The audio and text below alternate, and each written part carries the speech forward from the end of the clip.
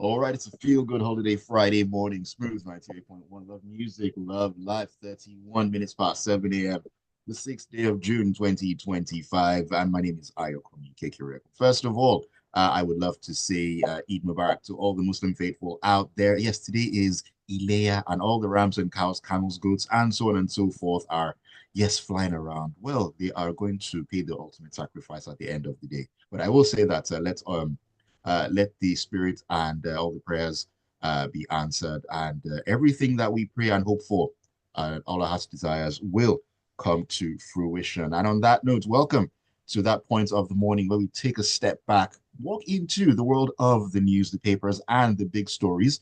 We get analysis, we take your thoughts and messages, and everything in between. Freshly Pressed is what you are listening to. Welcome to the final show of this week. Great to have you join us as always. And of course, joining me to take a look at the stories, even on a holiday, they are here with me, not in the studio, but on Zoom, but still right beside me, all the same. It is AB Bozimo and, of course, Joseph Obari on a Friday morning. AB, good morning to you. Good morning, Ayo. Good morning, Joseph, and good morning to everyone, and especially our Muslim brothers. Happy holidays to all. Yes, indeed. Joseph, good morning. Great to see you this week after what happened with the network last Friday. Yeah, last week was something else. Thank God we are here. Happy holidays to everybody. And if we could see you again, Ayo, my pleasure. A pleasure to Welcome have to the a pleasure show, to have you everybody. two fine gentlemen on the show as always. The WhatsApp number for you to keep up with us and send your messages into hasn't changed. It is 0809 444 0981. 0809 444 981. That is the WhatsApp number. You can also join the live stream on YouTube. You can find us at Smooth 981 FM Lagos. Smooth 981 FM Lagos. All right, let us begin this morning. AB, we're stepping into the punch. We're talking US, talking Nigeria, talking Donald Trump. Interesting one here. Now, Nigeria's foreign exchange earnings from diaspora remittances may suffer a major blow following the passage of a new bill in the United States that seeks to impose a 3.5% tax on money transfers that are sent by non-citizens to recipients abroad.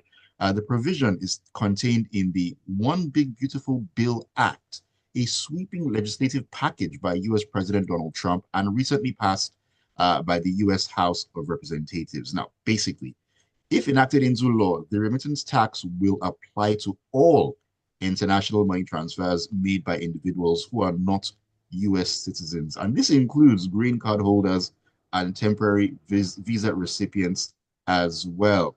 AB with Donald Trump, it's 1 week, one trouble. And the name of that act, One Big Beautiful Bill Act, sounds very Donald Trumpy. Yes, or as his former best friend Elon Musk put it, what's the word he called it recently? Something about a disgraceful disgrace, whatever. That's them. Listen, this story got me curious, so I went online to our Uncle Google to find out what percentage of remittances is actually coming into Nigeria. As of 2022, it's only about 4.6%. So this headline may be somewhat misleading. Oh, it's going to take a huge blow. Yes, in numbers, $215 million may now come out of the tax amount coming to Nigeria. But at the end of the day, even the story says that it's part seemingly of Donald Trump's America First policy. When will I get a president or a leader in Nigeria who is Nigeria first? Because Donald Trump has absolutely no responsibility for Nigeria or Nigerians' lives or well-being. Indeed, it is not his concern. When I get a president in Nigeria who has that much concern about Nigeria and Nigerians, I think we'll be talking. If we lack the 3.5% remittances, there are many things people will do. Simply, they'll go to US citizens to help them transfer. They will use underground methods to transfer, which adds its own risks and everything. But at the end of the day, how much dependence are we actually depending on these remittances? We're not in one of those countries like Tajikistan that depends 50% of its GDP on remittances. We're 4.6%. Every penny counts. I accept. But we should grow up. and build internal wealth. Let us have a situation where our wealth is homegrown. And then such remittances are nice as always, but not essential. Not certainly to the extent that this story makes it seem as if this Donald Trump's thing comes up, and I'll add to this story. We've heard so much recently about how because USAID was torn apart by Trump's best friend, Elon Musk, that, so many health things are going to be affected in the north and in fact, basically in Nigeria. Again, are we not ashamed?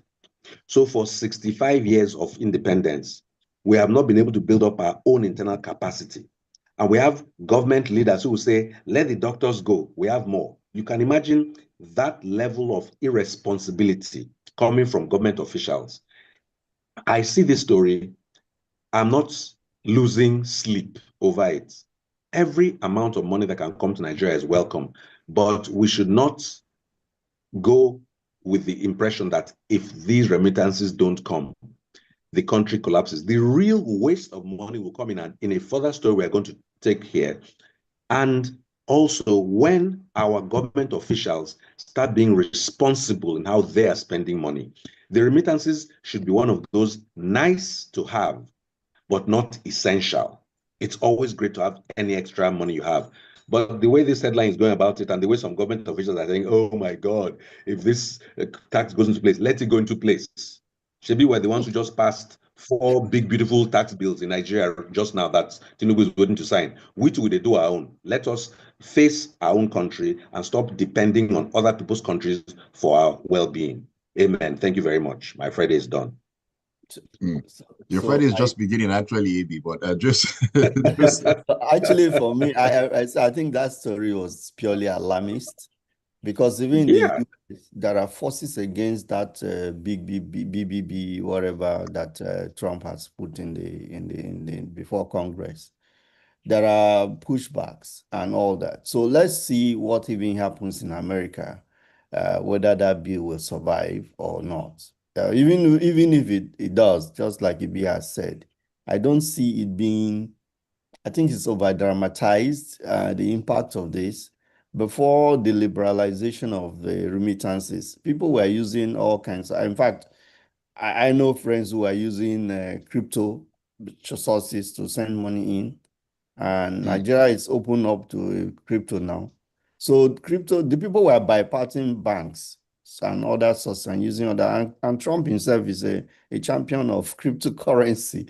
So people will find ways to get around this. It's just that the formal way of documenting all those transactions may not be captured. So at the end of the day, it will appear that if money is not coming in, but money will still come in.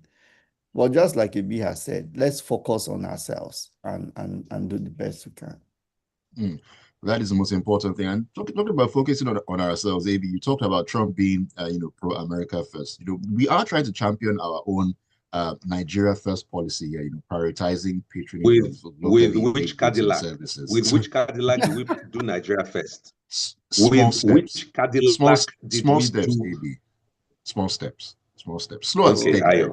Ayo is the devil's advocate this morning. No wahala.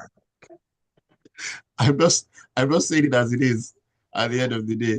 All right, let's keep the ball rolling. No more. Please, Joseph, take the story.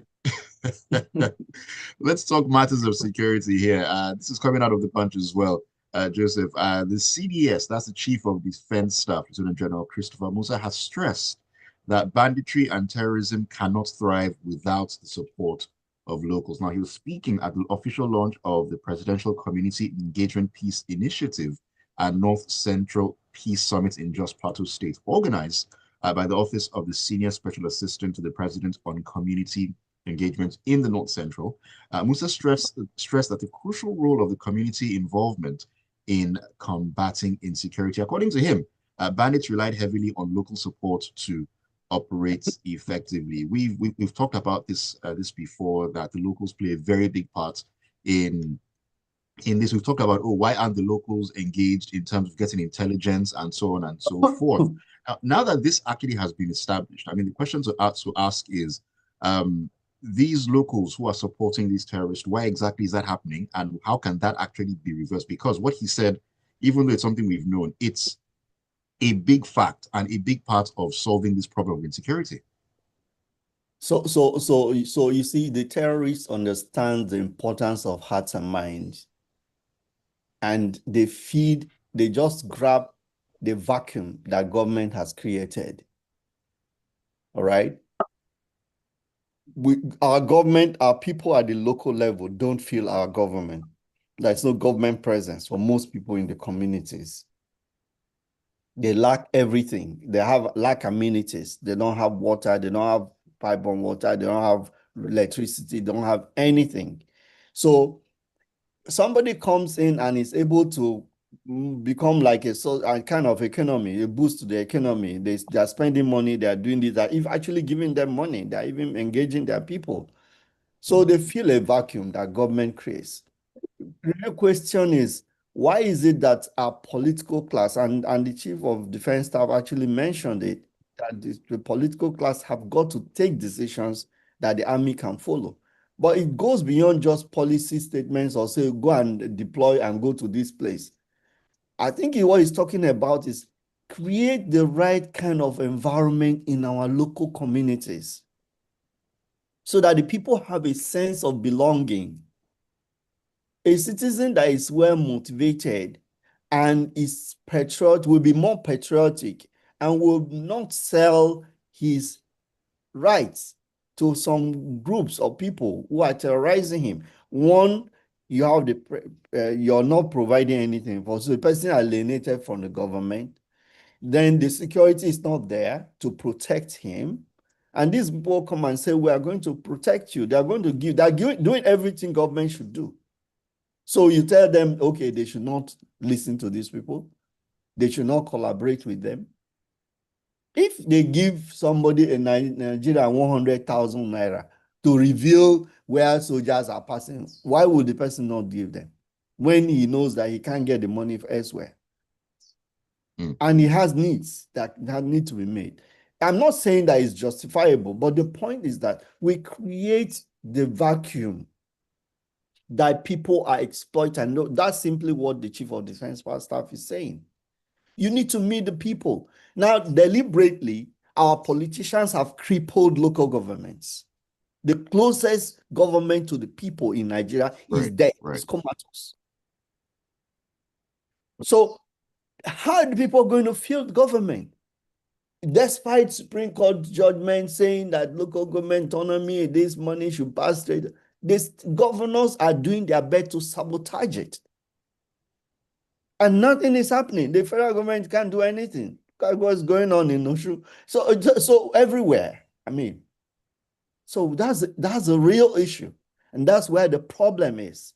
Until we're able to, I would say our political class is actually being the bane of this country. They've been an albatross on this whole country, on our development. They sap, they are like parasites, they are everything. Now, this is very destructive. So as long as their own needs and interests are protected, they don't care what happens in this country. And they don't care whether this country burns down. The only way when they care is if it burns down, then they will not get the money.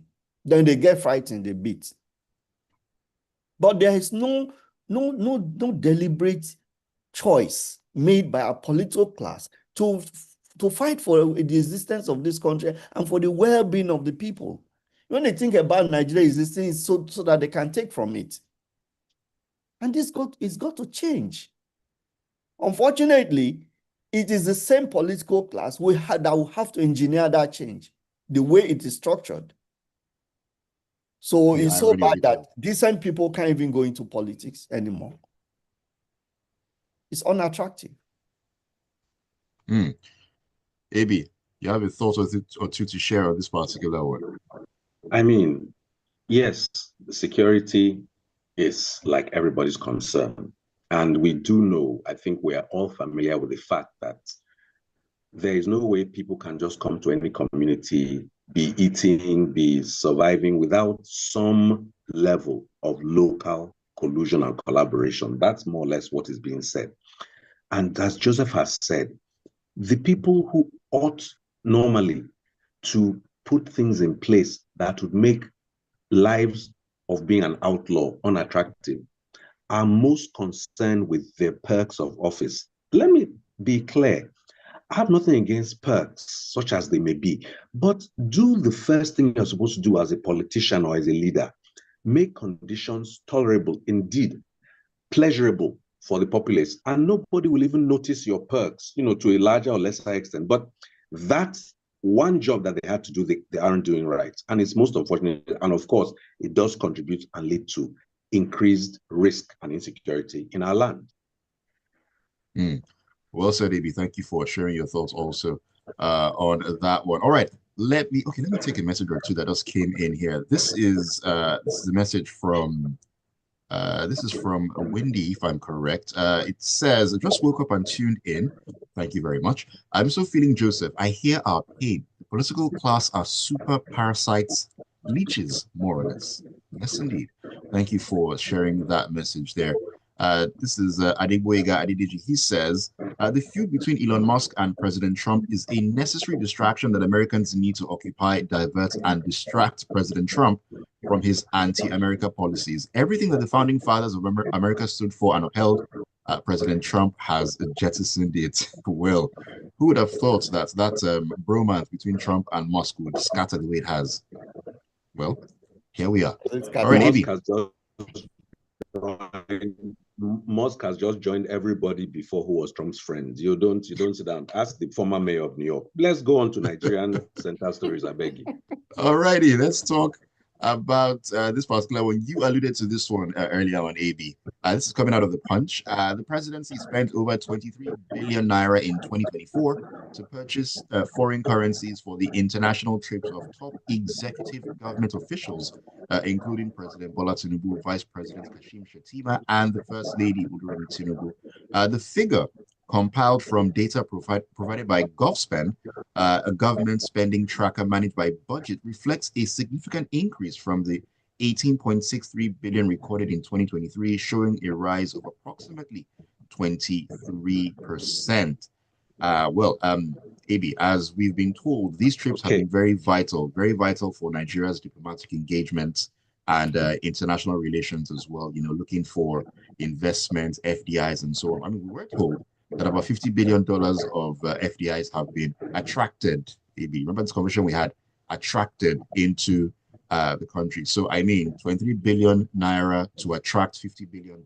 Not a bad trade-off when you think about it. Definitely. Ayo, as I said when we chatted, I cannot tell you how many people were attracted to me that I never got a chance to.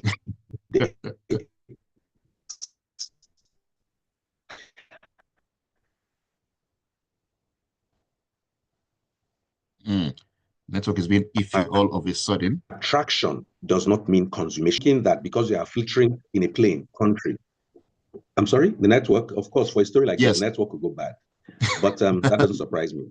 You froze for a second, as I was saying, you're back now. Attraction does not translate to consummation or completion. So that we go around with these promises, if they don't translate or convert into better business conditions and economic growth for the country, they remain just that, promises. Attraction doesn't translate to action. Now, this is a numbers-rich story, so I won't bore anybody with it, but 23 billion for Forex, to travel to London, to France, to the United States, and so on and so forth. The key headliners here are the president, the vice president, and the first lady. An unofficial office in Nigeria, the first lady's office. Like it or not, it's not in our constitution, but enough has been spent on her. That's fine. Switzerland, Cote d'Ivoire, all sorts of places, Mozambique. I'm just looking at them because there are so many millions of naira. Yes, a quantum of that went up because the naira declined in value, relative to the foreign currencies. But apart from that, it's just a matter of them saying, it's about the priorities, 23 billion. What portion of that? We have 36 states, and we have any number of federal medical centers, almost all of which have no power. almost all of them have no power, reliable. Yet they're supposed to cater for people. What of if a significant portion of that money was actually spent on medical, federal, not state, because all the state governors, they are waiting for my tongue. But at the federal level, if the federal medical centers were properly equipped, I know that they opened the Center of Excellence in Abuja yesterday or day before. Congrats on that. But everybody cannot get onto a bus, train, or walk to Abuja. So every state needs its own federal presence. If they spend that on electrifying every single center on a sustainable basis, I'm not talking about new generation and diesel, I'm talking about power that is reliable from sustainable sources. What would that do for the working conditions for the doctors, the nurses, and other staff there? What effect would that have on us knowing, we have better outcomes? Then you have schools. Most schools in Nigeria don't have good sanitary conditions, i.e. running water. What portion of that could have gone into schools? Yes, schools are typically supposed to be taken off by state governors. And now I come to state governors. While these presidency and so on are spending this money, state governors, if they put their own amount together, it might dwarf or exceed this. Let me be very clear. So it's important for us to understand that what is at fault here is not necessarily and only the amount, but the prioritization. We appear to have people in office whose priorities, I repeat, do not include Nigeria or Nigerians. Anything to get out of Nigeria, they'll be the first to sign up.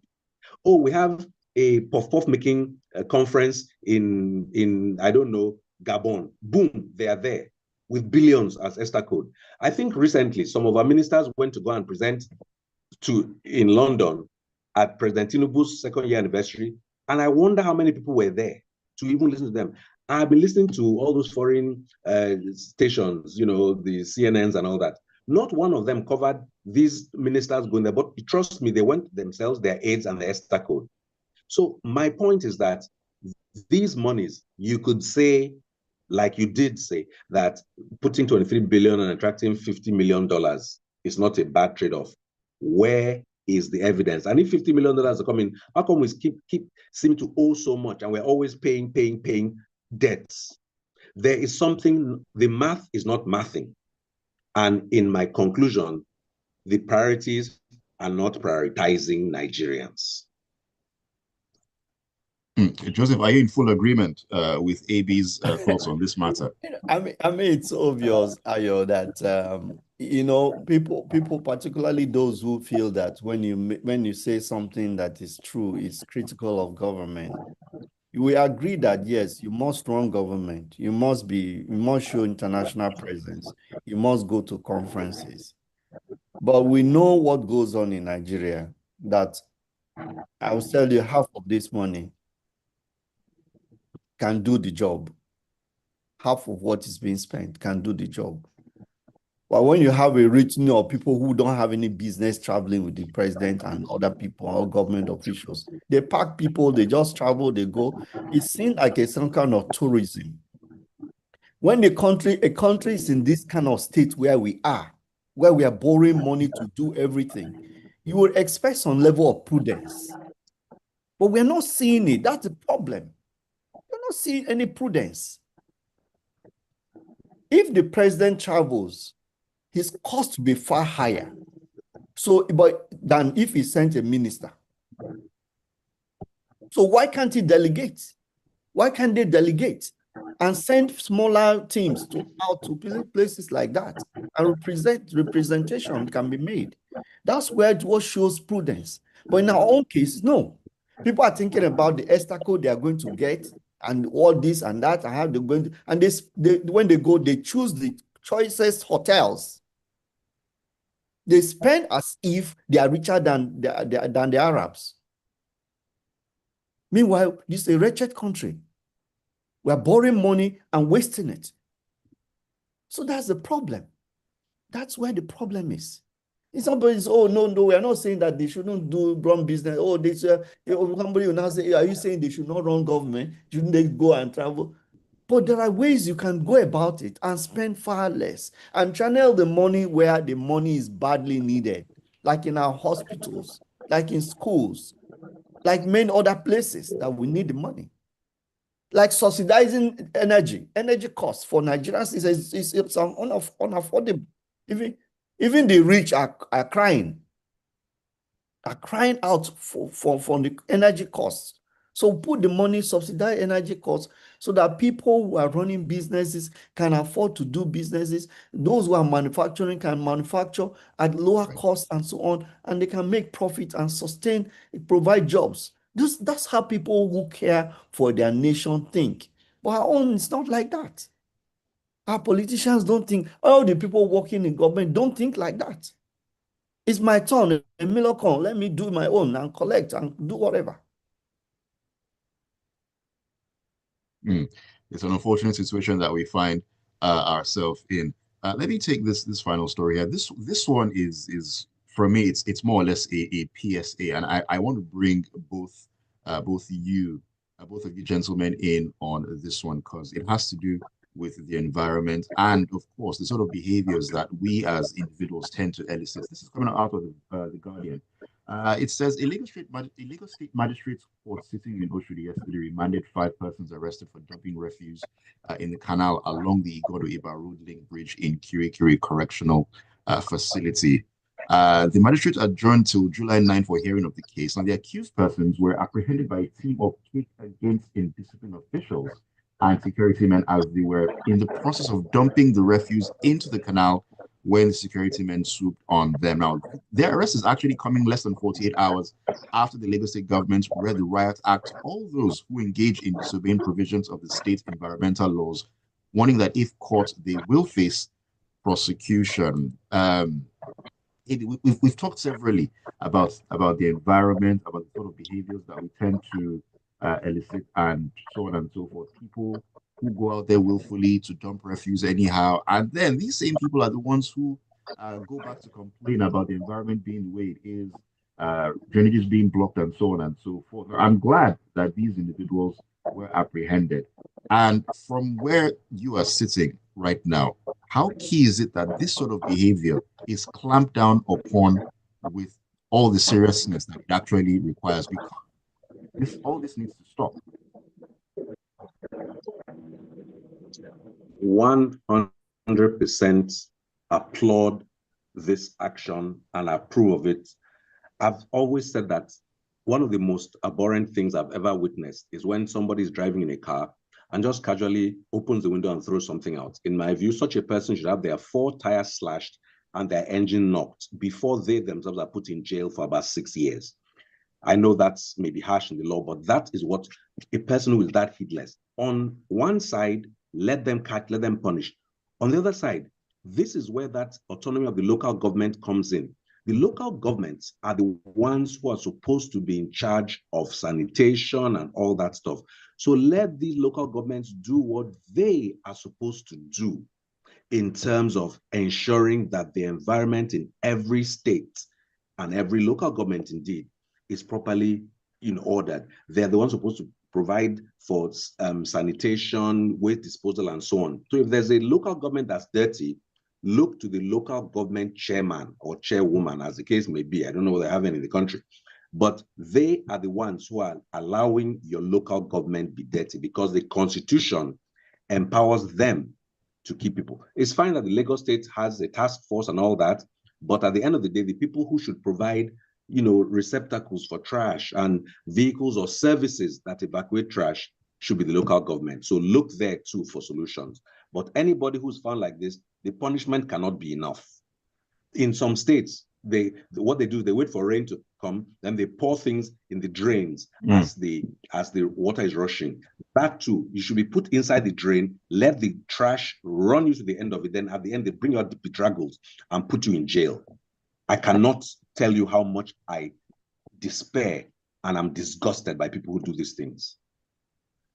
Yeah, my take is that waste management is supposed to be integrated. It's not just enough to criminalize behaviors and to as a form of enforcement, but you need to build a culture by providing what it is that makes the people behave in a particular way. So how many waste receptacles do we get? Do we have a waste collection point? That we educated the people enough to bag their waste so that it's taken to a particular place? Or how do you manage scavengers? Well, it's a challenge we are facing in Abuja. In some parts, in some estates, people actually go into bins and rip open the bags. They rip open the bags in searching for that. These are scavengers. So Right. how do you manage that? When people bag things and go and drop even where there are designated collection points in bags, people go rip it open. How do you manage that? How do you change that? So it's a deeper problem than simply arresting people, because sometimes you're frustrated. You go to dump refuse in some parts, like in Port Harcourt, sometimes you dump refuse someplace. I said the people arrest you for doing that. So the whole waste management system has to be overhauled. You need to provide incinerators. You have to provide it's an integrated recycling system and all that, and bring in companies to support the local government. Of course, we've already said the local governments are dead. So waste collection and management has become a state industry. State governments now take it over as a priority, particularly in its capital cities. Right. But what at the local government level, anything goes. They don't even pretend to manage that for anybody. But these are simple things that we can do by reorientation, by the steps we take to create a culture in the people. So until you do so, you'll be tired of arresting people, honestly.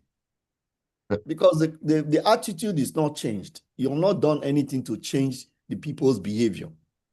Right. Those things have to go hand in hand. All right, let me run through the messages as we wrap up on the show for the final time of this week.